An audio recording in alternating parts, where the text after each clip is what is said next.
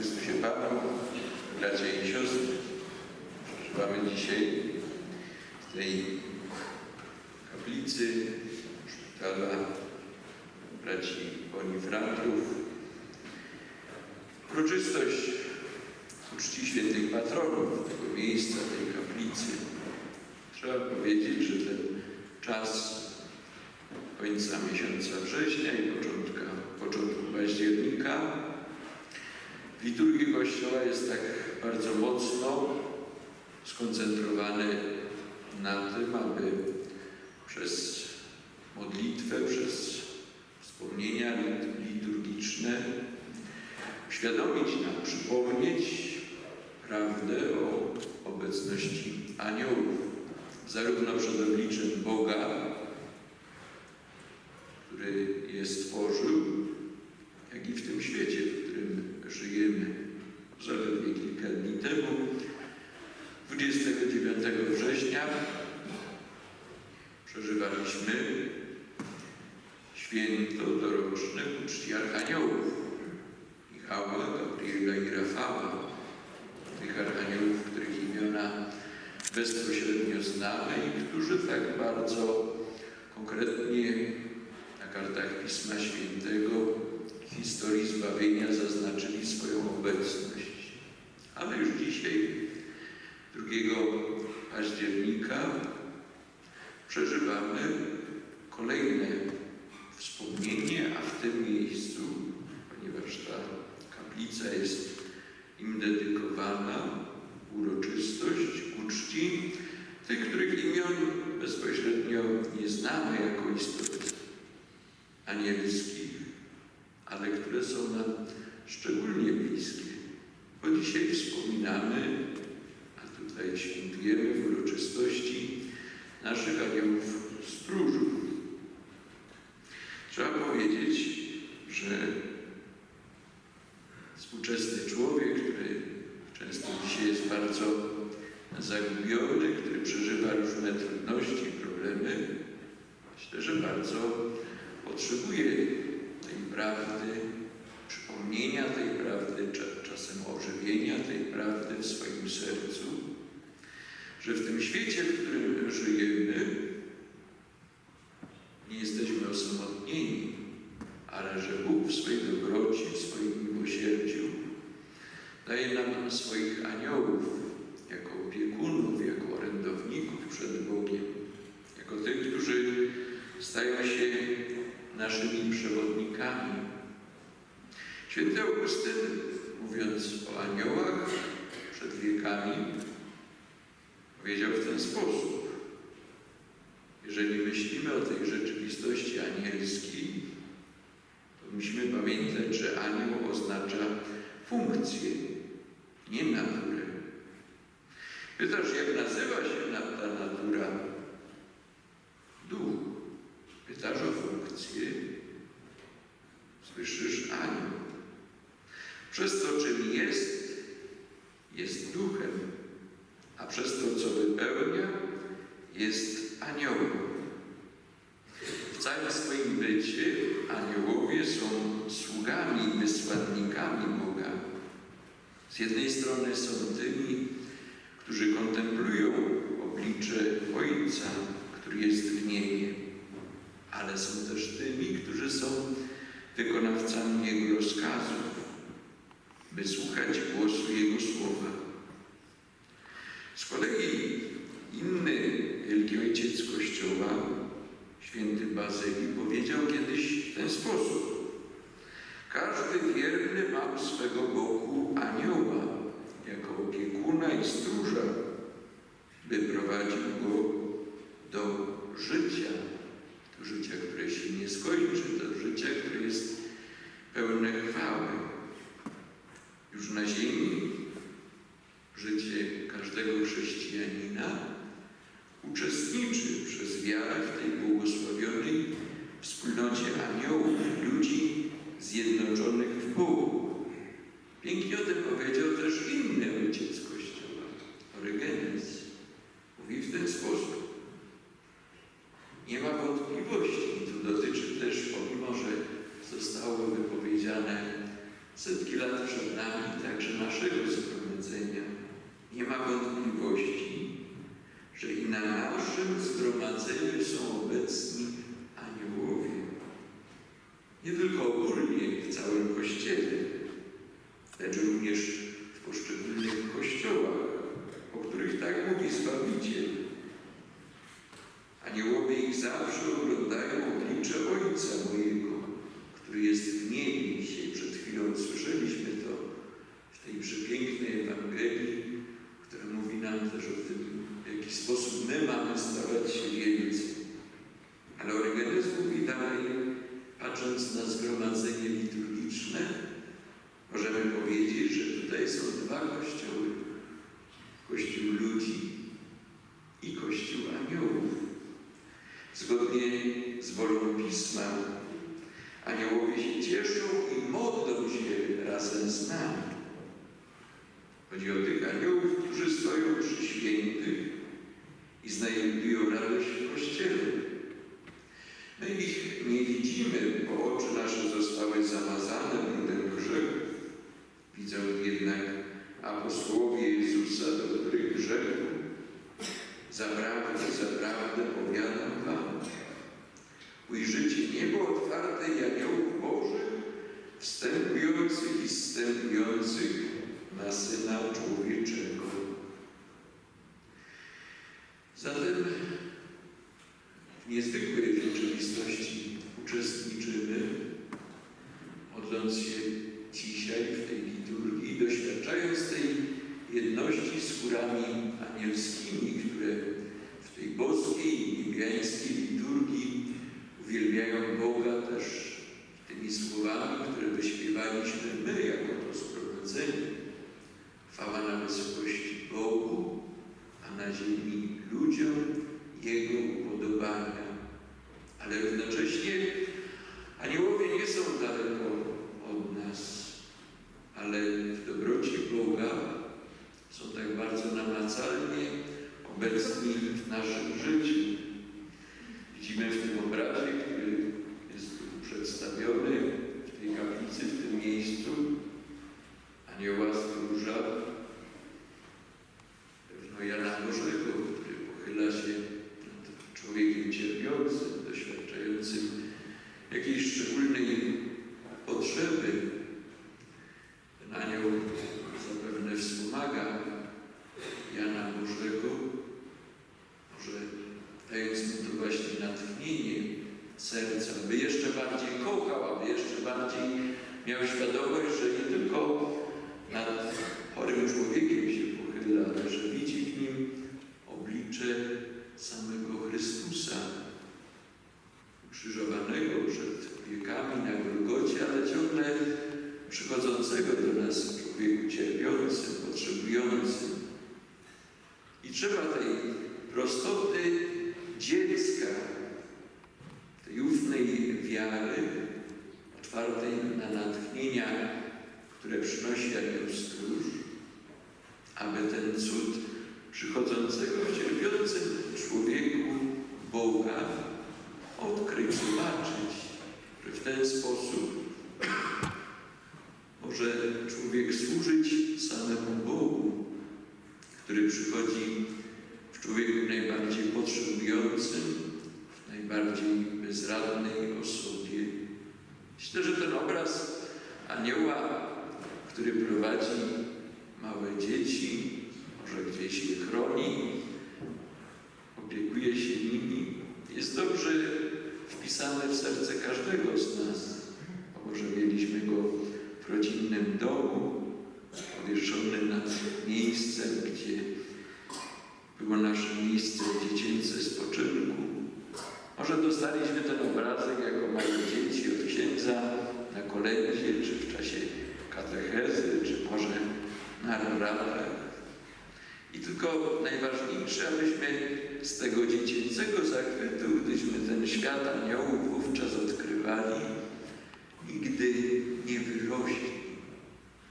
Abyśmy się w tej dziedzinie, jaką jest wiara, nie stali zbyt dorośli, patrzący na to wspomnienie, na ten obraz jako na mgnienie dzieciństwa, dzisiaj już nieobecne, niepotrzebne nam w naszych sercach. A przecież mówi nam wyraźnie nasz Pan: jeśli się nie odmienicie i nie staniecie jak dzieci, nie wejdziecie do Królestwa Niebieskiego. Kto się więc uniży jak to dziecko, ten jest największy w Królestwie Niebieskim.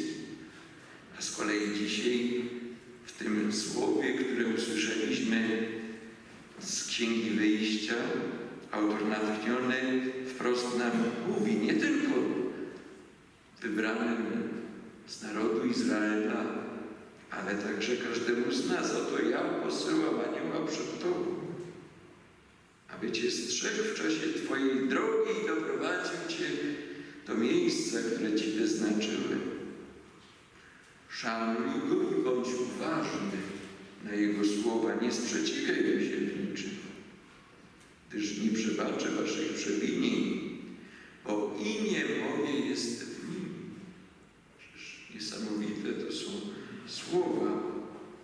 Jeśli będziesz wiernie słuchał Jego głosu i wykonywał wszystko to, co Ci polecam, będę nieprzyjacielem Twoich nieprzyjaciół.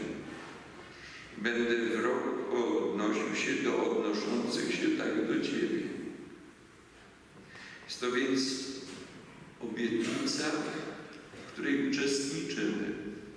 I trzeba tylko tego dziecięcego spojrzenia pełnej ufności wiary, że od tego momentu, kiedy może jako małe dzieci o tym usłyszeliśmy, nic się nie zmieniło, ale że dzisiaj nasi aniołowie, stróżowie, ci, których Bóg nam w swej miłości podarował, aby byli naszymi przewodnikami na drodze już nie do ziemi obiecanej Kanaan, ale do tej ziemi obiecanej, którą jest Królestwo Boże, pełne chwały i świętości Boga, abyśmy mieli tą pełną wiarę, pewność, że oni są towarzyszami naszej drogi. Że nawet kiedy po ludzku doświadczamy smutku, doświadczamy może osamotnienia, wydaje się nam, że zostaliśmy pozostawieni sobie, że nie wiemy, w jaki sposób sobie z tym wszystkim, co dzieje się w naszym życiu, poradzić. Ta myśl pełna wiary niech powraca. Nie jestem sam. Nie tylko dlatego, że Boga mam w sercu przez łaskę wiary, ale także dlatego, że ten Bóg w swojej miłości posłał mi swojego anioła, przewodnika drogi, tego, który jest mi podarowany po to, aby mnie ochraniać, aby być też źródłem dobrych natchnień i tym, który będzie mnie w jakiś szczególny sposób bronił przed tym, abym nie zbłądził w tej ziemskiej wędrówce. Jest to też i, myślę, piękne przesłanie w kontekście tej ludzkiej uroczystości, którą dzisiaj przeżywamy i która rozpoczyna też to świętowanie, które w liturgii się rozpocznie, tego odnowienia służby braci Onifratrów, duchowych synów świętego Jana Bożego w tym miejscu, w tym szpitalu, co dokonało się przed 10 laty, co było też powrotem do ich wcześniejszej formy obecności, służby w tym miejscu, zakłócone przez ten niedobry, niełatwy czas, w którym uczestniczyliśmy po II wojnie światowej.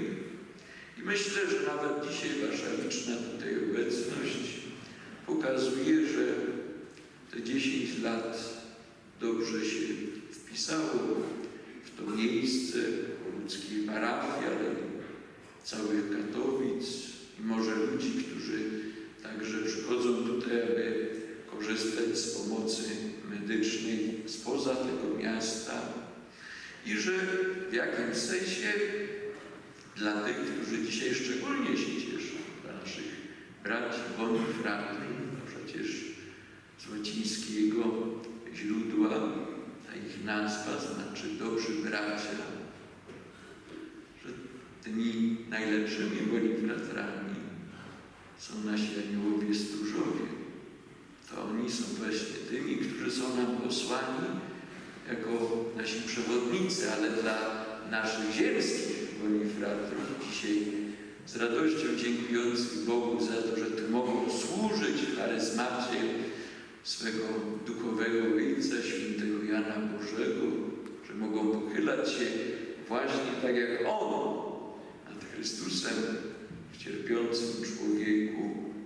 To jest także duchowe przesłanie. Jeśli nosicie tak niezwykłe imię dobrych braci, to bądźcie też jak aniołowie posłani przez Boga. To jest słowo, które w Księdze Wyjścia czytamy i będzie też dla Was zawsze inspiracją, żeby w taki sposób służyć tym, do których jesteście tutaj posłani.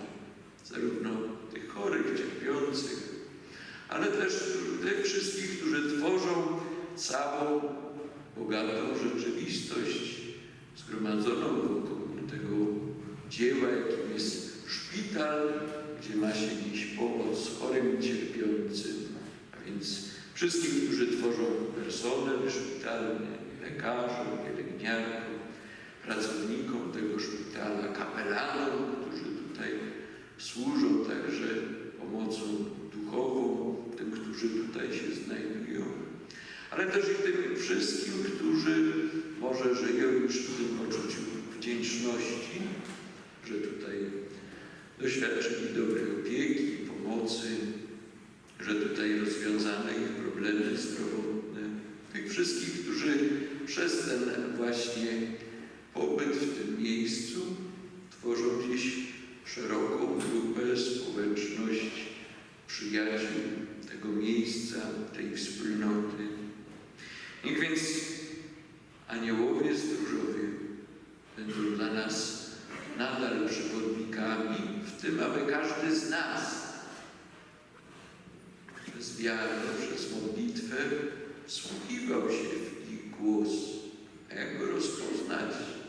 Myślę, że zawsze, kiedy w sercu czujesz, że Bóg Cię wzywa do dobrych rzeczy, ale też kiedy w sercu czujesz niepokój, bo wiesz, że to, co w tym momencie robisz, może niekoniecznie podoba się Panu Bogu, to myślę, że to nie tylko głos dobrze uformowanego sumienia, ale także anioła, który w tym momencie staje się tym przewodnikiem, aby dopomóc Ci w dobrym wyborze, w dobrej decyzji.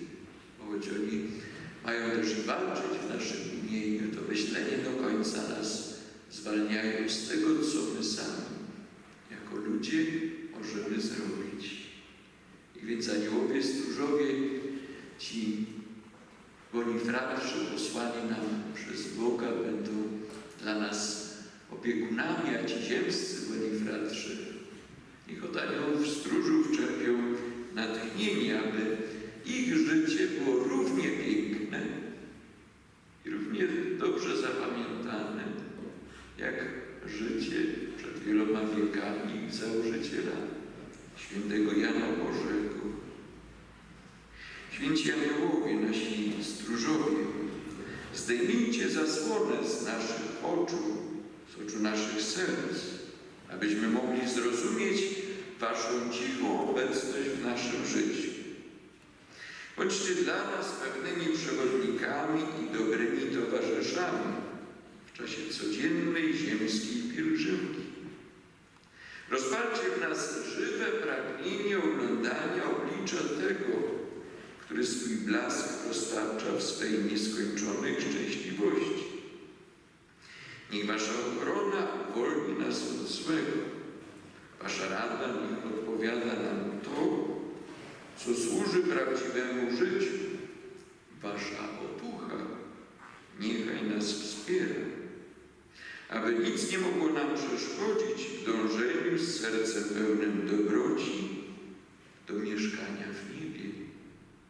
Uczcie nas, niebiescy opiekunowie, abyśmy także i my byli jedni dla drugich dobrymi towarzyszami drogi.